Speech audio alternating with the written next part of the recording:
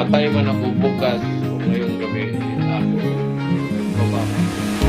Tandaan ninyo, minahal ko kayo.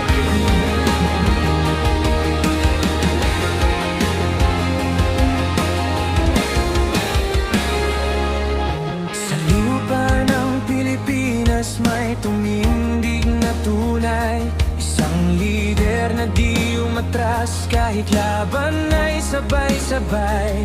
Mula sa lungsod ng Davao City siya'y nakilala, tapang at malasakit sa bayan ng kanyang sandata.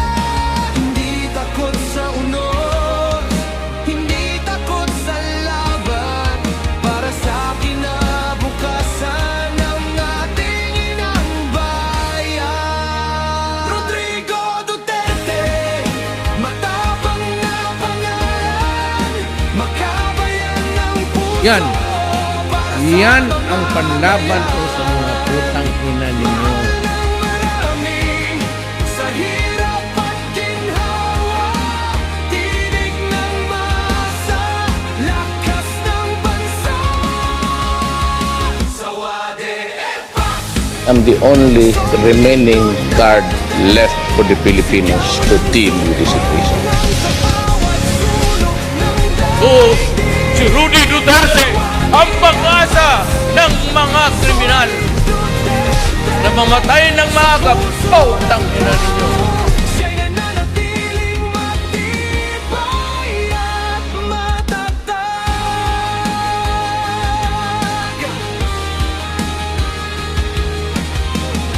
Tang ina kayo, hindi ka nakikinig.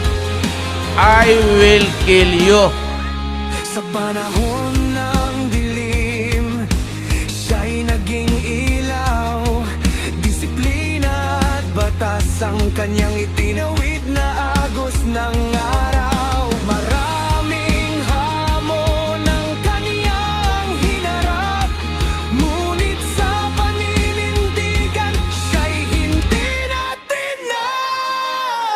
Sa bawat hakbang may kwento ng tapang, sa bawat desisyon bayan ang tangan. Hindi perpekto, ngunit handang maglingkod para sa dangal ng bandila, bayaning dugong bughan. Out and hunt for them. Rodrigo Duterte, Arrest them kung pwede kaya. But if they offer a violent resistance at naalanganin na ang buhay mo, kang magpakamatay, patayin mo ang hindi.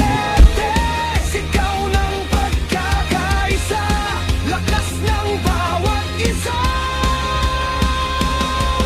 Sa puso ng sambayanan, kaniyang alaala'y buhay, matapang, makabayan, sa isip at diwa'y tunay.